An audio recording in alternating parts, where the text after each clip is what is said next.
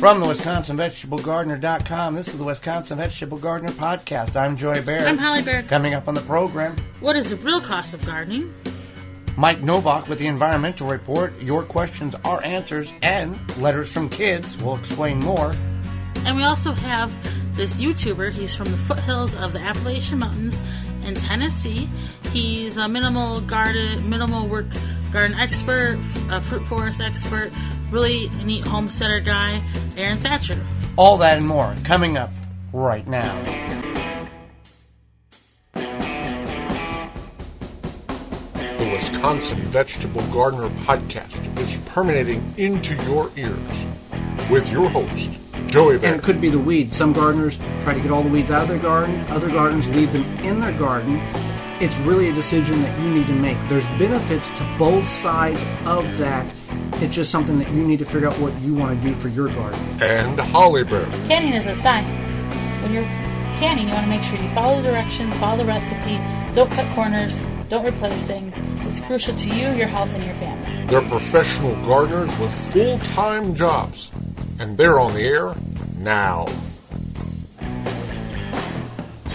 Welcome to the Wisconsin Vegetable Gardener Podcast. I'm Joy Baird. Beside me is my wife, best friend, and gardening partner, Holly Baird. Behind the TWVG microphone here in the WI Garden Media Studios in southeast Wisconsin.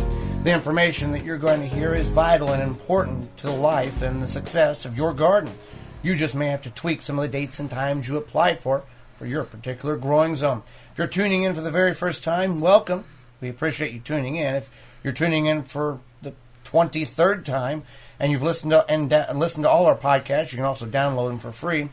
We appreciate that and thank you for coming back and joining us for another episode. Again, if you want to check out all previous episodes of the podcast, you can find that underneath the podcast tab on our website, thewisconsinvegetablegardener.com. Very easy to navigate. We've got a lot of other stuff going on there. And if you're tuning in for the very first time and have no idea who we are, Holly will tell you who we are, and then we'll get into what does it really cost to garden. So we produce several weekly videos on our website at thewisconsinvegetablegardener.com. These videos include gardening, getting your garden started, all that good stuff, growing a garden, troubleshooting. We have things like reusing items, and then we also have things like what to do with the food you grow, cooking ideas, canning, what's it called? Canning what you grow. Yeah, canning what you grow, things like that. Then we also have our quarterly digital magazine. This magazine comes out quarterly. It's a full-color magazine. It's on our website. It's free to download. You can print it out. You can put it on your reading device, what have you. And that comes out. We have a new one coming out in June. So with that, and then we also have the podcast. Right. With that being said, all that's for free. It's easy to navigate through the website, and we encourage you to check it out. You can also sign up for a weekly email so you don't miss anything that we do. That's a big button that says "Be the first to know" on the right-hand side. So let's talk about, we're getting into gardening season. Some people are already gardening. We've already gardened. We're already gardening. We've already got stuff planted. Yeah, but some people don't start until Memorial Day weekend around here. Right, in the southeast Wisconsin area. There are some people that garden year-round. Right. There are some people that only garden 2 or 3 months out of the year. So what does it really cost to garden? Well, it comes down to a number of factors. It determines where you live, first of all. If you live in the south portions of the state of Texas, you're gardening almost year-round. You're already harvesting onions and tomatoes and all your warm weather crops, and you're getting ready to take a little break when the heat hits, and you're going to start again after that in late July, early August, somewhere in that range, and try to get another batch of tomatoes in.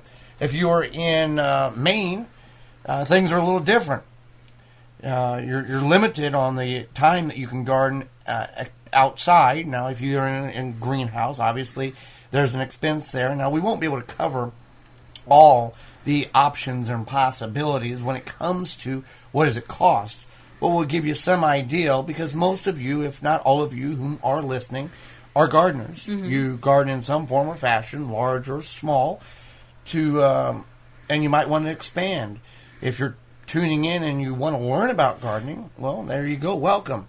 So we'll give you some ideas of what it takes to financially, and you also, no matter what the financial cost of it is, you've got to look at it as the time spent and what your return on investment is. Mm-hmm.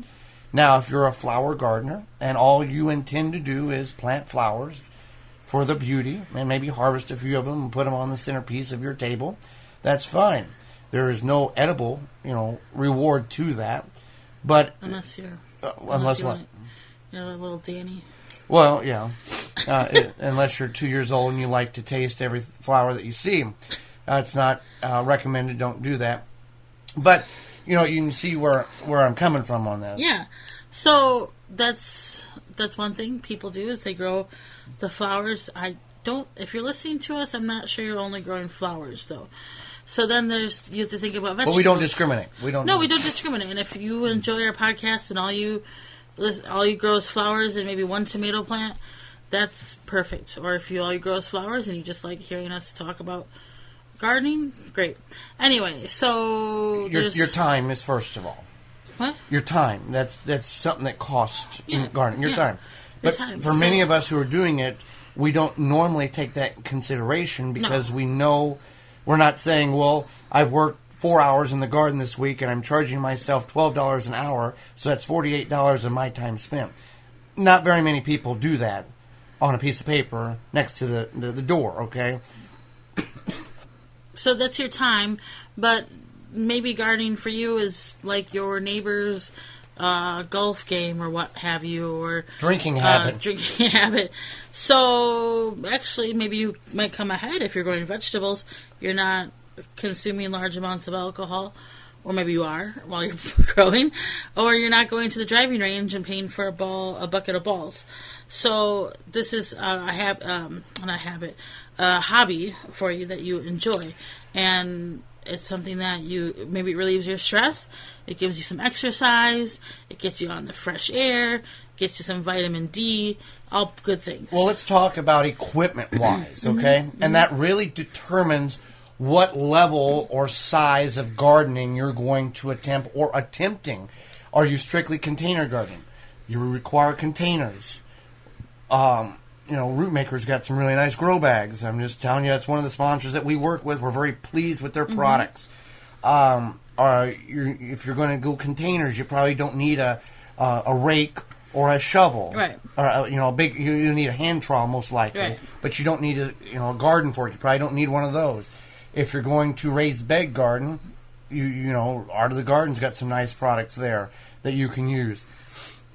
But keep in mind, let's say you do buy grow bags or Art of the Garden merchandise, and I'm just picking those two out because that's the topic we're covering. We're not specifically targeting those two sponsors. But let's say, you spend, I'm just putting a number out there, let's say $100. So next year, if you do exactly what you did this year, technically you've only spent $50. If you do it third year, you're only spending $25. It breaks it down, or not 25. Yeah, 25. Mm-hmm. Half. Eventually, you're going to have very minimal to zero cost. True enough, when you start gardening, no matter what level you start at, whether you go 2,000 square feet and buy a tiller, or you do 25 containers and buy some compost, there's an upfront cost that you're going to have to endure. Mm-hmm. That's called an investment. We understand that. But each year that you garden, that initial cost decreases. But yes, you could do this very minimally. Oh. So you could do this very minimally. You could borrow a shovel from your neighbor, perhaps, or coworker, or whatnot. You could turn over the soil in a 4x4 area. You could, perhaps you found some containers on the side of the road. You can think about all these things, and then once you have your garden established, maybe you have a friend who has seeds, and they're like, hey, here's some seeds. I know people get seeds in the mail. I saw some basil seeds on some pasta sauce at the store. So, you never know where you could find seeds. But also, starting, if you've never gardened, doing it that way the first year or mm-hmm. second year to get experience to understand how certain things work, and then put your investment into Right. the good products. And maybe you don't. Maybe you're like, I don't know if I want to. Maybe you've been considering gardening for X amount of years, and you're like, I want more space. I'm gonna finally turn my soil over. That's good, and then you can start minimally and see how that goes. So you don't necessarily have to invest, but you can. And if it's something that you feel that you're going to definitely enjoy and you want to use your time doing that, I say go for it, because what you get back is amazing. Well, let's talk about let's take it to the extreme here, Okay. and talk about greenhouses. Sure. Cold frames, greenhouses, something that you can extend your growing season. In some parts of the country, unheated greenhouse you can grow year-round in. In other portions of the country, a heated greenhouse is what is required in order to grow the greens and the cool weather crops, that type of thing. So, you want to keep that in mind, because a greenhouse can be an El Cheapo model you bought on sale at a big box store that lasts like 2 years, and you get a windstorm, and now your neighbor has some scrap metal that once was scrap plastic that once was your greenhouse. Right. Or you can, spend thousands and thousands of dollars and create these magnificent high tunnel greenhouses where you have, thousands of square feet. Yeah. It's whatever your desire is on that, and you don't want to jump in and spend X amount of $1,000 and then in 2 years go, this wasn't as fun as I thought it would be, and now you're kind of stuck with a lot of investment and you're not doing it anymore. Right. So, yeah, you're right. You have to kind of consider all of these things. So, like for us, I think if we were to make an investment on something and we had the space for it, it would be a greenhouse. Right. But we don't right now. But that's okay, and we're okay where we're at.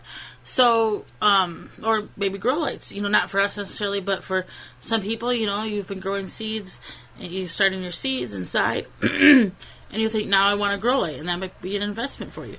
So just think about that, and a lot of times when it comes to gardening, it's going to be an investment. It's not going to be a one-time done and over deal. It's going to be something that you're going to use year after year. But if you're going to go to the expense of buying a product, don't buy an El Cheapo thing you found on sale, because most likely, as it's always been said, you get what you pay for. Oh, no. Do your research, just like we do. And I'm just going to give you a little secret, when we reach out to sponsors, or sponsors reach out to us to want to promote their product, we do research and find out, is it something that you as a listener or you as a viewer on our video series, would this be something that would be practical, affordable, and would be something that would be worth the while of purchasing and getting a benefit out of?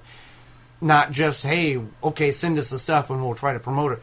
We go through a strategic listing of, is it worth is it worth our time to look at it? Would it be something that if we didn't do this and saw it, would it be something that we would want to buy? Is it affordable? Does it do what it's supposed to do, and will it last the test of time and not break after 4 uses or a half a season? So, that's something that you want to keep in mind when you're purchasing not only gardening products, but really anything when it comes to that type of thing. When money's involved, be sure you look, read reviews, ask questions, and be sure you know what you're getting, and get something that's reliable, worth the test of time, that you can use year after year. Right. And maybe it's not the prettiest thing, but it's going to last you a long time. So with that being said, a lot of variables when it comes to what does it really cost to garden. And we hope that we've shed a little light on that subject for you and gave you some things to think about. Right after this, we will have Mike Novak on the road with the environmental report and your questions and letters from the kids right after this break. Oh, yeah. What you say? You say Nasala Kombucha. It'll put some glide in your stride and some pep in your step. Nasala Kombucha. Yeah. Nasala Kombucha makes your body happy. Nasala Kombucha makes your body smile.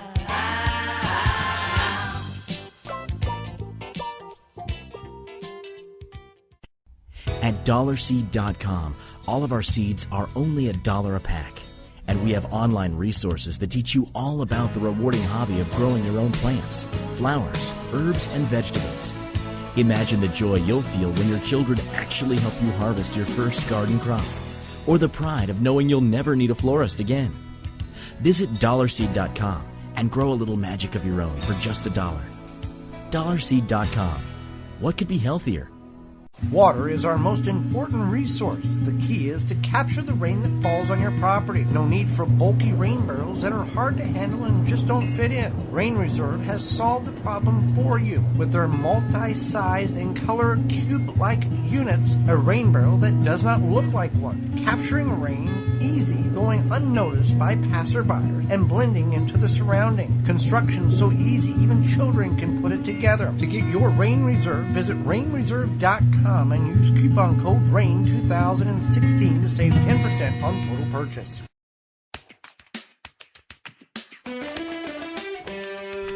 Now back to two gardeners that make no claims that they know a thing about golfing. We don't golf, so we're not going to listen to podcasts about golf or watch television shows on how to golf.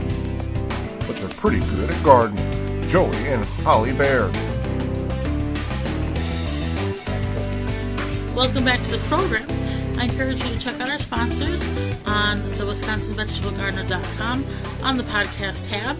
We have those listed there. Support them because they support us. Those links are also in the show notes below. Well, Mike Novak is with us each show as he dives into the world of environmentalist, and he brings us a report on things that are going on that we need to be aware of. And Mike Novak is on the road this week with his report, and here is Mike Novak. And now to a man who's not afraid to tell you what you need to do to keep the planet he lives on clean. Take your food scraps out to your compost pile. Screw in a compact fluorescent light bulb. Turn on a window fan instead of an air conditioner. Low flow, baby. Shower heads and toilets. Take one napkin at Starbucks instead of 6. Mike Novak. Welcome to another installment of the Wisconsin Vegetable Gardener Environmental Report. I'm Mike Novak, and you can hear me live each Sunday morning from 9 to 11 a.m. Central Time on Q4 Radio, which streams at www.QUE4.org. You can also get my podcasts at mikenovak.net, MikeNowak.net. I'm on the road this week, as you can hear from the traffic behind me. Very NPR, don't you think?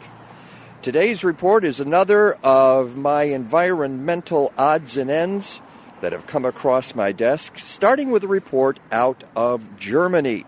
Quartz writes that on Sunday, May 8th, Germany hit a new high in renewable energy generation. Thanks to a sunny and windy day, at one point around 1 p.m., the country's solar, wind, hydro, and biomass plants were supplying about 55 gigawatts of the 63 gigawatts being consumed, or 87%. Power prices actually went negative for several hours, meaning commercial customers were being paid to consume electricity. Think that the United States is going to be stuck on coal and oil forever? Think again. If we're smart, we'll follow Germany's lead. By the way, Germany plans to hit 100% renewable energy by 2050. That's 2050. And Denmark's wind turbines already at some points generate more electricity than the country consumes, exporting the surplus to Germany, Norway, and Sweden. My next item comes from Inside Climate News, and it's related to all of that carbon we're unleashing into our atmosphere. New evidence shows that global warming will rapidly increase the risk of wildflowers. I wish it were wildfires across northern regions of Europe, North America, and Asia. Now that includes Alaska, where the likelihood of fires will grow fourfold in coming decades in areas where they have been rare. That puts at risk the edges of vast boreal forests as well as tundra zones, according to a new study published in the journal Ecography. The problem is that some of those areas haven't burned in thousands of years. Now, why are they doing this? Well, climate change is behind a lot of it. But what will happen is that this will intensify global warming. Burning organic soils and thawing permafrost will send even more carbon dioxide into the atmosphere. And I can't think of many things more frightening than the idea of the Arctic being illuminated by the glow of the tundra on fire.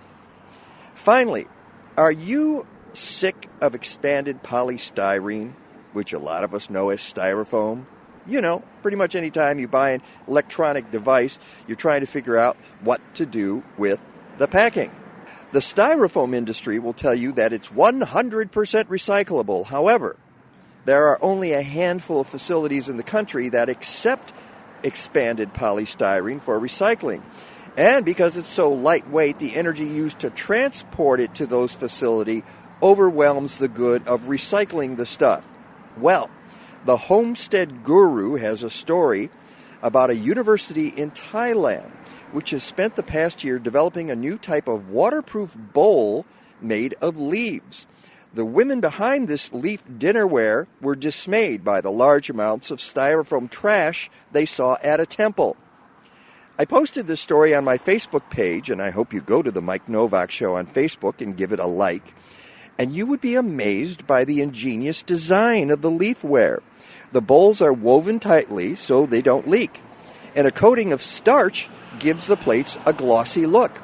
Once used, they decompose naturally. They're really pretty cool.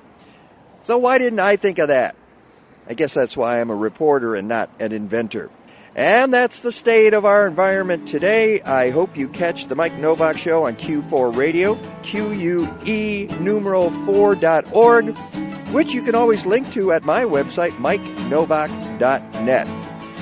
Go green or go home. I'm going to try not to get hit by one of these cars.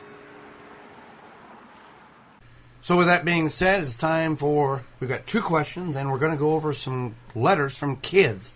So the first question is? Sure. So they said I've I've tried to have a garden for many years now, and I could use some advice. It seems like my plants grow pretty big, but I don't get much of a harvest except for my cukes and kohlrabi. Not sure what I'm doing wrong.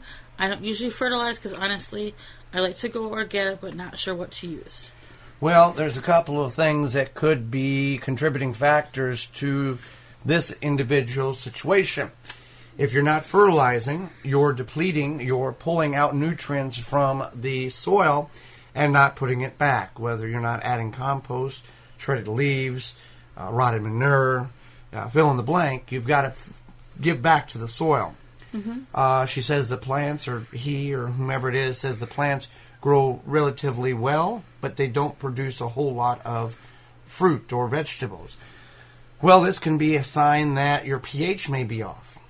Most garden soil, most vegetables that you grow in your garden, require a pH, which is a scale of alkaline to acidity, or is it acidity to alkaline? Alkaline, anyway. It's a scale of 0 to 14 there. Alkaline to acidity, I think. Yes. Yeah. And most plants want a 7 neutral pH. Now, you can find out what your pH is by getting an accurate measurement by sending a sample off to your local university extension office for a soil test. You can buy those devices at your garden center that will give you a rough estimate. Not really sure how accurate they are, the things with the probes, and you stick down in the ground and it gives you a digital readout or an analog readout. If your pH is extremely high, then your plants, yes, will grow very nicely, but produce very little. The other thing it may be is you have a high level of nitrogen in the soil, great production on plants, minimal production on produce. Right. So there's a lot of there's a lot of things that could be wrong with this garden. So that's just some of the things maybe that's happening in your garden that may be what's going on in this individual's garden. And then the fertilizer.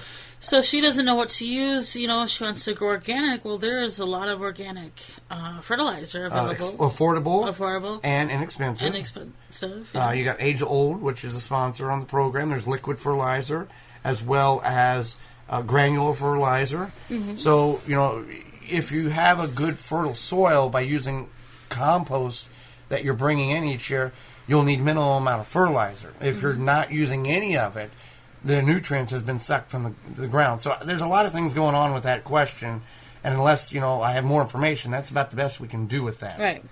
So the next question, that one was from Wisconsin, which is a universal question. Mm-hmm. This one is from Texas. Mm-hmm. I usually harvest my onion seeds at the end of the season when they have dried out.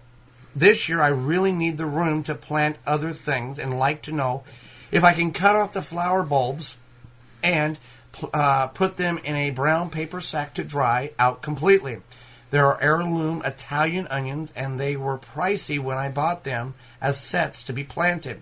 I'd really like to be able to save all my seeds for trade for planting later in the year or for next spring. Any suggestions or comments? That's exactly right. You can do that. Well, she wants to cut them off early. Cut them off early. Because they want the space. Okay.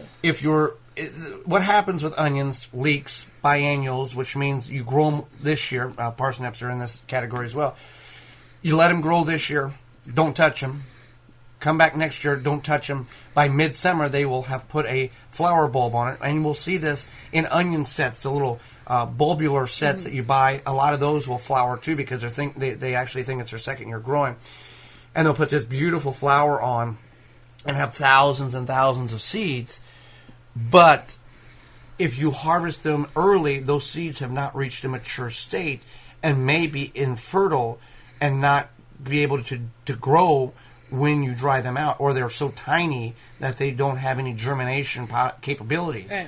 So you want to leave them in your garden until you see that the flowers actually beginning to open up, or the seeds, you can test a couple of seeds, they're going to be black, and they'll be, consistent, they'll be firm. They won't be dried out hard, but if you're harvesting them too soon, then you're going to have a problem with bad or plant seeds that are not going to germinate, right. And you spent your money on the plants, so you want to make sure you get seeds that have reached, and this is with any type of plant.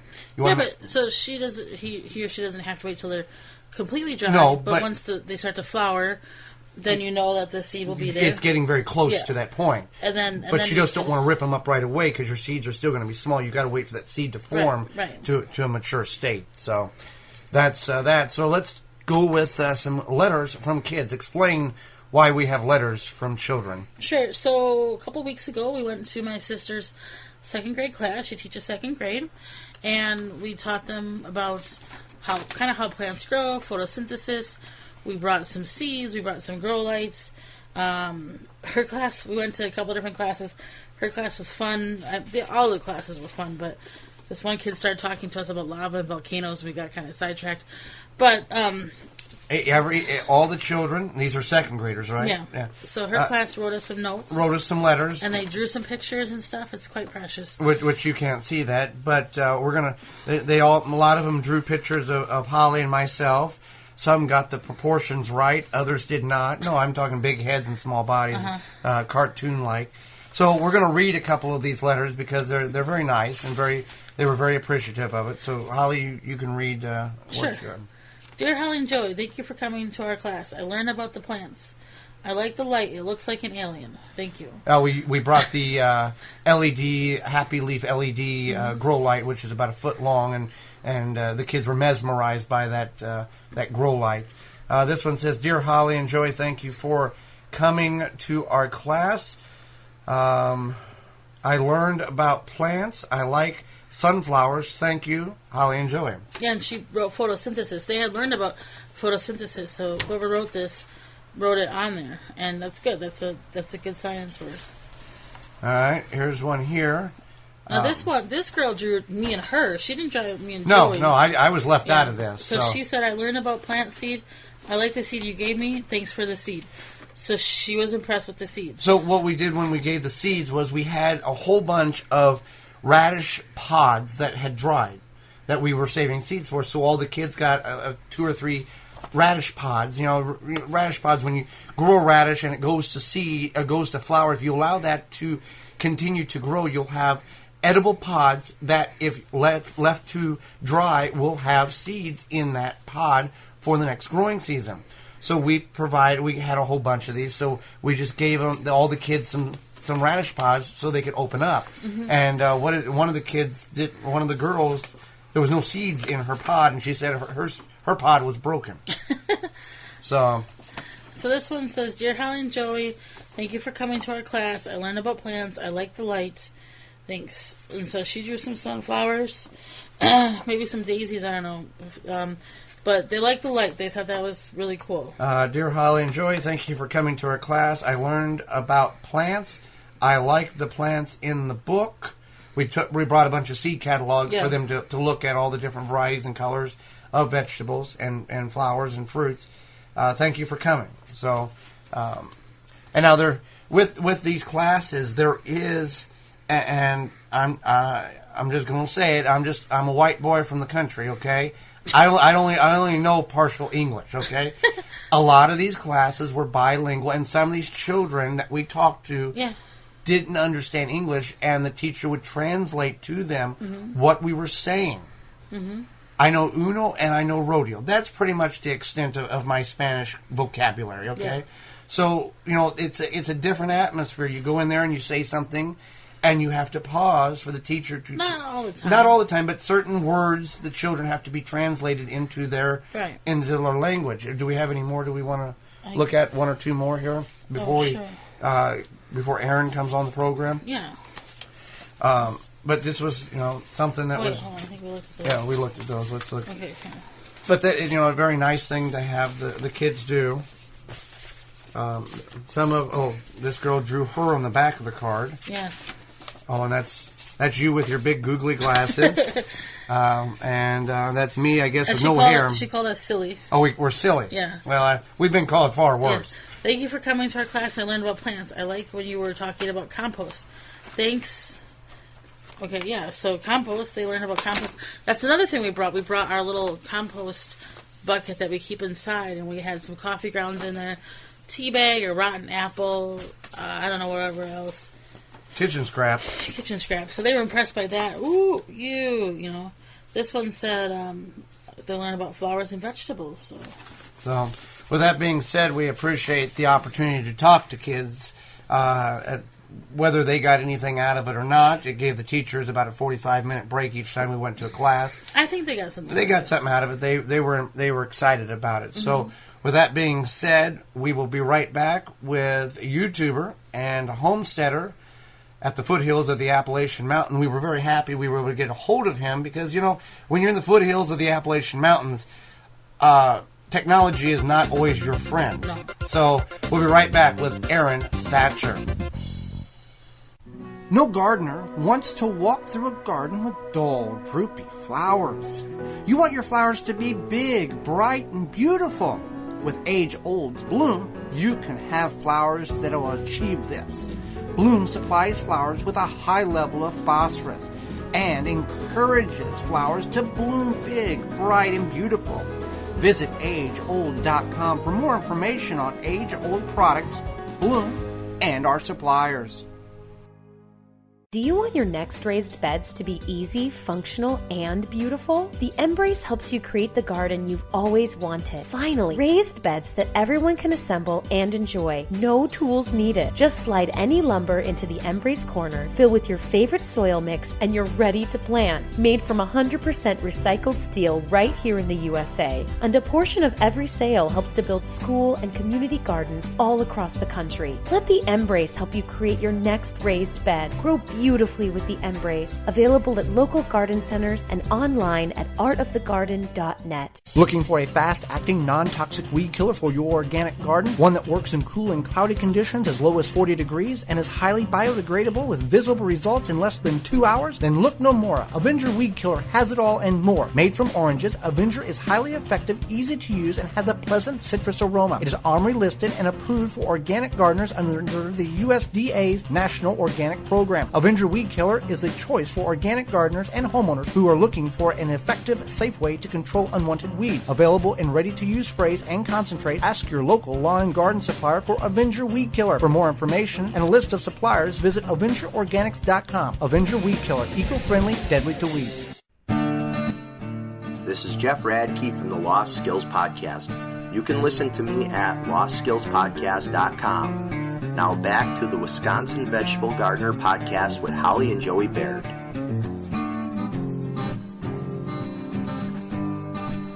We want to welcome you back to the program. You can go ahead and check out our sponsors on our website at the WisconsinVegetableGardener.com under the podcast tab. Feel free to support them as they support us. So let's go to the TWVG hotline and bring in our next guest. We're going to Eastern Tennessee to bring in our next guest. He is a homesteader, self-sufficient liver, and utilizes the land to the best that he is able to. Aaron Thatcher grows, along with his wife and his 2 kids, utilize the property to its fullest potential with free-range chickens and ducks and their very large garden to produce as much healthy food as possible. You can follow his journeys on his YouTube channel, Planting Freedom, A Thatcher 85, which that link will be in the show notes for this particular program. Aaron jokingly thanks the big chemical companies for spraying the common food that we get every day with toxins because it gave him a reason to get off the couch. Welcome to the Wisconsin Vegetable Gardener, Aaron Thatcher. Hey, thanks for having me, guys. Well, we appreciate you taking time out of your busy day to join us on the program. So we want to start by talking about the technique you garden. There is no right or wrong way to garden in a general sense, as long as you're growing your own food. But the technique that you grow in would kind of be maybe labeled as like lazy, but we don't want to label that because everybody should grow food. You don't pull weeds. Why did you decide to garden in this fashion? And how have you found your plants react to this? Because we are taught, to weed. I think it's probably the more natural way to garden. Native Americans, they lived off of a lot of the crops that we all grow nowadays. And I see it more as calories in versus calories out. When you're growing food, not necessarily as a hobby, but more kind of to feed the family, you shouldn't have to spend as much time growing food because farming's tough. Everybody knows that farming's hard. It's a lot of hard work and everything like that. But when you look at the way animals live, where they just, go out and find food, I think that's more of an ideal scenario versus, the sweat off your brow type of situation, and I do extreme Darwinism. I guess that's one way to put it. But a lot of the seeds that you get are from other parts of the country, other countries, other climates. Some are more wet, some are more dry. So when you get a bunch of seeds of something new that you want to try, there's a lot of weak genes and a lot of genes that necessarily won't be good for where you're at. So what I do is the first year I grow something new, I plant it out and let the rain do it. I don't water it. I don't weed it. I just let it grow. And then hopefully I've only got a few of them left, and those are the ones that I say seeds from. Because those are the ones that made it. Those are the ones that, they handled no rain. They handled the wheat. They handled a lot of extreme conditions. It's kind of like tampering. If you water your tomatoes all the time and you stop for a day or two, they're going to wilt. Versus if you just let the roots go deep instead of real shallow, go find the water on their own. There's a way they have those.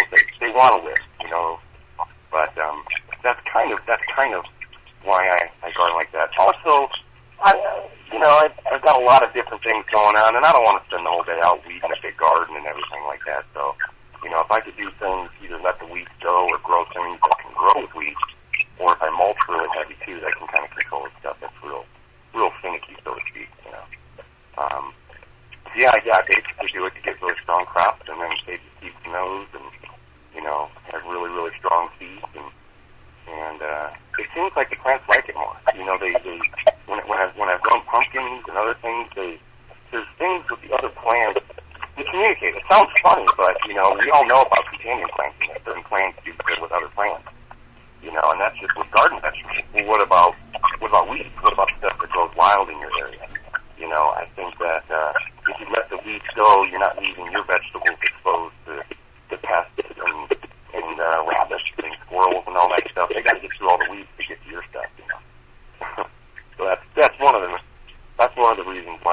best too. And I don't know. I like the easy way of gardening. You know, I kind of look for the easy way out. I'd rather plant a fruit tree than spend 10 hours a week, even more than that sometimes. All that time and energy in something that you might not. In the end, you can put all that time and energy, and you can have no rain at the end of the year or too much rain, and everything rots. So I think it's the time you put into it versus the energy you get back. Calories in versus calories out. Well, let's talk about some of these. Let's talk about the vegetables you grow in your garden. People who go over to Growing Freedom, Thatcher 85, they'll see the tomatoes and the broccoli and the cauliflower. What are some unique vegetables that you grow in your garden that people will go, what is that? I guess the main one would be amaranth. A lot of people aren't familiar with it. There's a big health food movement that, more and more people are learning about quinoa and amaranth and all these actually, it's nothing new. They're ancient grains that, that fed people for thousands of years. And I've known about amaranth. It was one of the first things I wanted to grow, that and quinoa. And another reason why I started doing YouTube videos was because I couldn't find, some of the first gardening videos I did was about growing quinoa and amaranth, and I couldn't find any good information on it, big YouTube videos. And since then, that's about 5 years ago. Since then, there's more information out there and stuff like that. But the amaranth was probably one of them. Jerusalem artichoke, the sunchoke, is becoming more and more popular in the garden community. Cherokee pumpkin is a new type of pumpkin that I got from an old man. He's about 75 years old, and he's selling pumpkins at the end of his driveway. And I got to talking to him. We were going to buy some from him, and he said he's grown them his whole life. And his grandfather grew those pumpkins, and they grew them along cornfields. And he said that the Cherokee used to grow them in this area. So what that told me is this is a Cherokee heirloom. This man has been keeping this heirloom for generations. So I grabbed it up and I grew that in my garden, and it grew fantastic. I had no problems with vine borers. It's the type of machada, really large, pumpkin-sized machada baking squash, and the flesh of it is just delicious. Great for making soups and pies and all that stuff. We eat soup at least once or twice a week from all the stuff I froze and put in the freezer.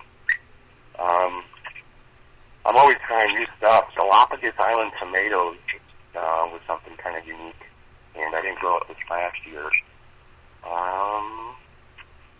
What else am I going? Something new I'm going to try this year, which is a little bit different. I found a variety of summer squash growing up a tree on the street that I live on. And I have a couple videos that I want to put together on that, where I went back a couple times. But I got about a dozen of these wild squash that were growing up a tree. Nobody planted them; they were just growing on their own. And after doing some digging and some research, that all the way from Missouri, Kentucky, and Tennessee, that squash were actually endemic to this area. That Native Americans took the ones from the wild and domesticated those, and that's how we have the squash to grow in our gardens now. So Smithsonian did an expedition in 1992. Or I think sometime in the mid-90s, where they went to the Ozark Mountains in Missouri and actually found a new species of the wild ancestor of summer squash that you grow in your garden. And so I don't know if it's a new species or an ancient one or a garden escape, but I'm going to be growing that this year. So I should be having some videos on that coming up, which is pretty weird. It's a really weird looking squash. And then you grow the normal Jerusalem artichokes, but you also have a wild variety that's a red pigmentation. Is that correct? It's a little bit darker. It's a little bit darker. I did dig up a bunch from my neighbors across the street, and in this area, the Cherokees lived for a long time. There's a lot of history. Everybody's related, and everybody's got Cherokee in them out here, and the rolling hills and everything like that. And these kind of cities where the majority of the Cherokee were before they sent them all to Oklahoma. So agriculture in this area is very fertile ground. It's a cultural thing. People have been growing food in this area for a long time. So these sunchokes that are growing wild probably used to be in Native American gardens. There's wild plums that some people call Cherokee plums, the Chickasaw plum, and they grow wild around here. Pawpaws were also planted by Native Americans, and they had orchards of them. So the red-tinted Jerusalem artichokes that I found, I think they could have been planted by the Cherokee a long time ago, and they've just been growing wild ever since. So. They're not as big though. The wild ones, yeah, they dug up, weren't as big as regular sunchokes. So I'm gonna plant them in my garden and see if, really loose, good fertile soil will help out, or not, if they're still gonna take them off in the rest. So you have a wife and 2 kids, and this is no secret as they appear on your videos. And obviously your kids had no choice. But when you told your wife that she wanted to have a homestead and grow food and make that shift, some spouses would say, "No way, we're not doing this." What was your wife's reaction? We were living in the city at the time. We were living in Myrtle Beach, South Carolina, which is a huge tourist town. And there was a lot of crime. There was a lot of things going on. And I think when she started having kids, the priorities changed a little bit. You kind of, you want to do what's best for them and everything like that. And once I started, I knew about GMO food, but once you kind of have kids, you kind of start looking to question the stuff that you're feeding your kids. You want them to have the healthiest food possible. And like Joey said at the beginning of the show, that that was one of the main driving forces to get me to start growing my own food. That we were being poisoned on a daily basis from what we ate and stuff we bought from other people. So once I started talking to my wife about it, she's from another country. She's actually from Russia, so she's used to the whole having a country house and, good wholesome food. And I guess when you come from another country and you see how things, the way that the food system is, the way that you go to the grocery store in this eternal summer, you can get anything you want at all times, any time of the year. Things were more seasonal for her. So it wasn't too big of a shift for her, let's say, but she's also from the city, and I'm a city boy too. So, it wasn't too big of a struggle. It was something that I talked about a lot, and we got the opportunity. We got rid of a bunch of our stuff and decided to live a simple life up in the mountains and raise our family and eat good, healthy food and everything like that. And I was pretty fortunate. My wife was kind of had the same intentions as I did, and she was willing to try it out, and it's worked out so far. So I'm sure if things didn't work out as good as what we wanted them to, we probably wouldn't have lasted very long, and probably would have went back to living in the city, working and stuff, and looking for the man, Well, let's talk. Let me ask you this. You have viewers of your YouTube channel all over the world. We have viewers as well, and people will say, "Oh, you have a very successful garden, but I can't grow. I have a black thumb. I could never grow anything as successful as you." What do you say to those individuals who make that comment? Don't give up. Find what works.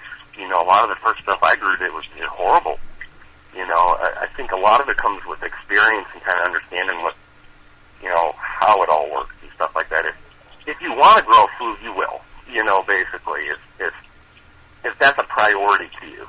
When we lived in the city, I had no room to grow. We were in the second-story apartment. I started doing videos. I just started grabbing containers and filling them with dirt and planting stuff, and trying to learn as much as I could from other YouTube videos and scouring the internet and stuff like that. So if there's a will, there's a way. It wasn't just going to be one of my fly-by-night hobbies that I get temporarily obsessed about something, for just a little bit, and then I give up right away. No, I wanted to do it kind of full force and stuff. So I think if you're having troubles gardening and you're not doing good at it, try something different. Go to a local farmer's market, and even if tomatoes that you grew didn't do too good, maybe the local ones do. Maybe the one that the little old lady down the street's been growing for 30 years will do great. And that's one of the reasons why, like I said in the beginning of the show, that a lot of the stuff you grow from seed might not do that good. And if it does good this year, it might not do good next year. It doesn't mean to give up.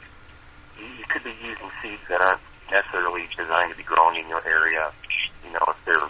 If they're used to be growing in that dry areas and you're really wet, just kind of know what you're doing. And I think the main thing is no matter where you are, there was Native Americans growing food there long before we were there. Find out what type of tribes lived in that area. Try to search heirloom vegetables associated with those tribes, like the Iroquois, if you live in the Midwest, or even the Sioux. They all have certain crops with their name on them that they grew there for hundreds and thousands of years. So try that. Try the tried, true, and tested methods. The little old lady with heirloom vegetables, Native American crops that are native to your area or grown by Native Americans from your area. And, just don't give up. There's got to be something. And hey, if you suck at growing food, there's food everywhere. You know, a lot of stuff I grew this year did horrible, but yet I found my squash I planted did horrible. But I found wild squash growing down the street. You know, I planted some blackberries and raspberries, and we didn't have a lot of rain, so they didn't do too much. But I found a bunch of wild patches growing on my property. So, you know, sometimes it's a little bit easier. You can find wild food, you know, and kind of just transplant it. You know, if you find some blackberries or something like that, just dig some up, transplant them. You got food growing on your property. You know, permaculture is the easiest way. Permanent agriculture.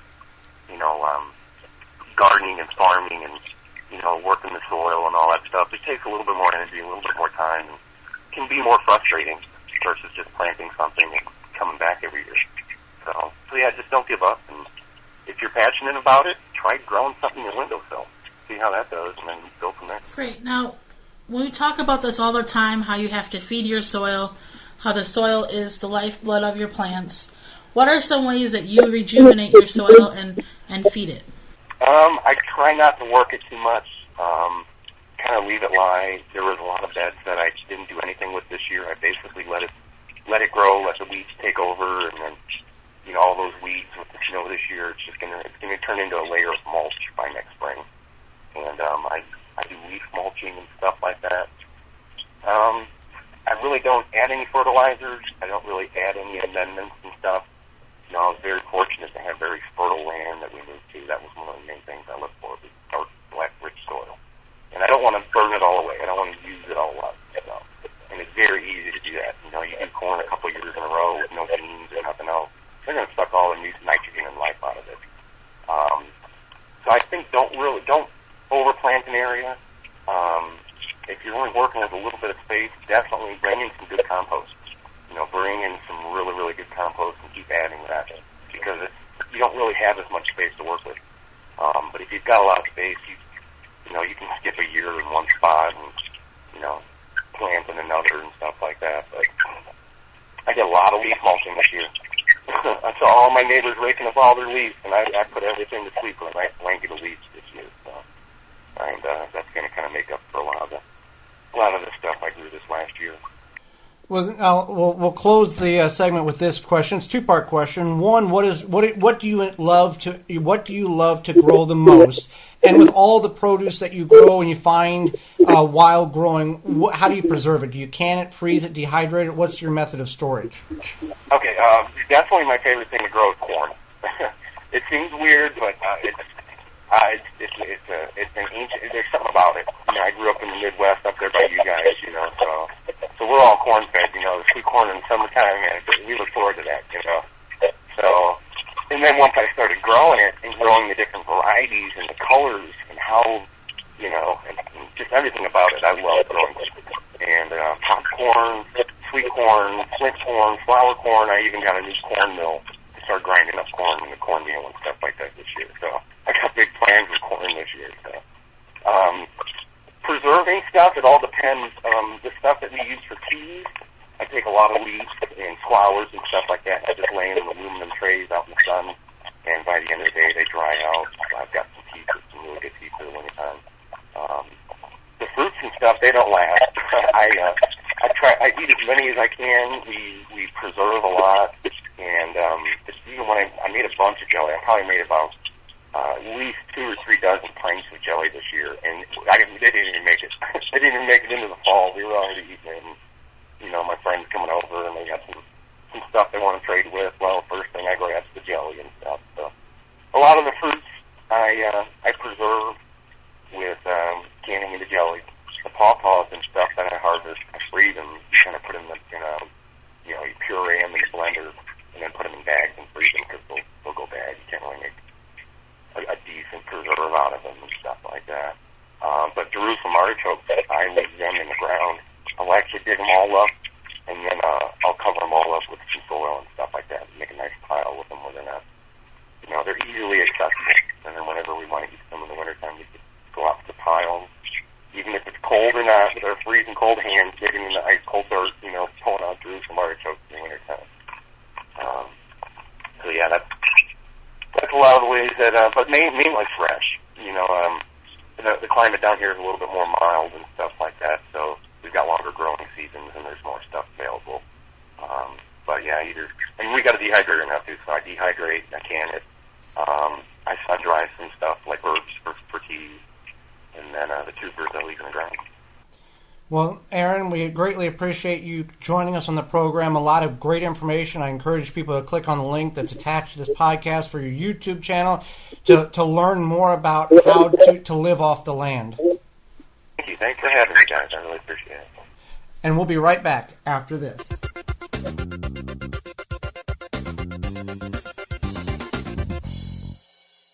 It's all about the soil at ManureT.com. With their grass-fed, antibiotic, and growth hormone-free cattle and horses, owner Annie Haven puts the quality in her premium soil conditioner. 100% organic and natural, whether feeding your flowers or veggies, indoors or out, you can grow organically with confidence. To purchase authentic Haven brand Manure Tea, small orders or large, go to ManureT.com. Always free shipping. If you could double the life of your raised bed boxes by sealing the wood with a non-toxic wood preservative, would you? Well, now you can with a clear, penetrating product called Internal Wood Stabilizer. It's 100% non-toxic and easy to apply. Seal your bare, untreated wood surfaces, even chicken coops, by spraying Internal Wood Stabilizer. It's invisible, seals the wood from the inside out, and never wears off. Recommended by organic gardening experts. Internal Wood Stabilizer. Check it out at timberprocoatings.com. A gardener knows that the key to a good plant is its roots. With poor roots, the end result is not good. Conventional pots and trays cause roots to wrap around and become root-bound. Then you try to unwrap the roots at the time of planting, hoping not to break them. But never again with the Root Maker, a non-chemical innovation that naturally air prunes roots to create more vigorous roots. Never a root-bound plant again. Whether trees, flowers, or edibles, home garden or commercial grower, more roots means healthier, more productive plants. To get your own, visit rootmaker.com. Hello, everybody. I'm Farmer Lovejoy, host of The Dirty Cultivator, a podcast show where farmers can be heard promoting the consumption and importance of more locally grown food. And I'm Carrie Kay. Don't forget to listen to our Northwest perspective at The Dirty Cultivator. And now, let's get to the garden with Joey and Holly Baird on the Wisconsin Vegetable Gardener Podcast. Welcome back to the program. If you'd like to find out more information about the sponsors you've just heard in our entire sponsor lineup, you can find that information at our website. That address is the same as our name, thewisconsinvegetablegardener.com. And click on the podcast tab. You can click on the video tab. You can click on all the tabs and check out everything that we have available, as well as sign up for our weekly email.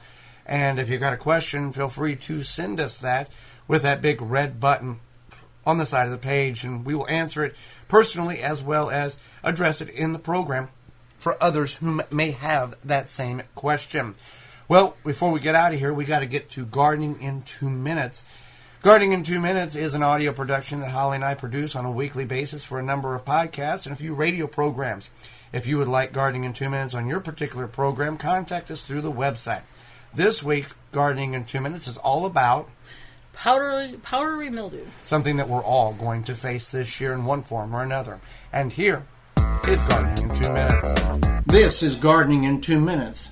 Gardeners face a number of problems in the garden with bugs and different diseases. Powdery mildew is one of the more familiar problems that you may face with your vegetables, fruits, and trees. There are some simple remedies to help eliminate or greatly reduce the effect that this problem has on your plants. Powdery mildew is a result of too much moisture. This can happen when you have a moderate temperature summer. This can also happen with too much rain, too much humidity, and not having your plants have the ability to dry off overnight. There's some commercial or retail fungicide that you can purchase for your plants. It may be expensive and also leaves a white, sticky substance on your leaves of your plants, which is not favorable. So there are some homeopathic remedies. There's things such as neem oil, baking soda, potassium bicarbonate, which is similar to baking soda, mouthwash, vinegar, and milk. We've chosen to use milk to control our powdery mildew. It's 1 part of milk to 2 parts of water, and this will help when you spray it on your leaves. This will help prevent and get rid of the powdery mildew. Now, when you're spraying anything on your leaves of your plants, you want to make sure, yes, you give them a good spraying, but you don't want to oversaturate them, adding to the excess water on your plants, causing the powdery mildew. Just like any other sort of mildew, it's just a result of too much water. We found this information online, and if you go to your favorite search engine, you can just search Controlling or Eliminating Powdery Mildew by Joe Lampel. And that's Joe Lampel, and Lampel is Lamp''L. And that is where you can find the information with the different methods and how you control it with those methods and the exact recipes. For more information in regarding to powdery mildew control, our weekly video productions, as well as our free downloadable digital quarterly magazine, you can find all that information at thewisconsinvegetablegardener.com. For Gardening in 2 Minutes, I'm Joey Baird. And I'm Holly Baird. Well, that will about wrap it up for the program. Again, if you want to find out more about powdery mildew, you can go to our website. There will be a link in the show notes below from Joe Lampel from Growing a Greener World. He's got a phenomenal article he wrote on some home remedies when it comes to dealing with powdery mildew. And, you talk to certain people, powdery mildew, that just wiped out all my plants. Others will say powdery mildew, it wasn't that bad. I had it really bad, but the plants survived. Realistically, powdery mildew is a mildew that forms on top of the plant that prevents the plant from receiving the adequate sunlight that is required for that plant to produce. So what we're trying to do is prevent or reduce and wipe away that mildew that looks like a bunch of powder on top of the plants. And you will know when you have it. It spreads very quickly, and there's ways to at least slow it down and control it. Well, we appreciate you tuning into the program this week. Audio on the program is courtesy of freesfx.co.uk and audioneutronics.com. And the audio from Dollar Seed and Nasala Kombucha is provided by themselves. So until next time, I'm Joey Baird. I'm Holly Baird. And we will see you in the garden. The Wisconsin Vegetable Gardener Podcast is a production of the WisconsinVegetableGardener.com for the health-conscious organic gardener worldwide, and distributed in association with WI Garden Media.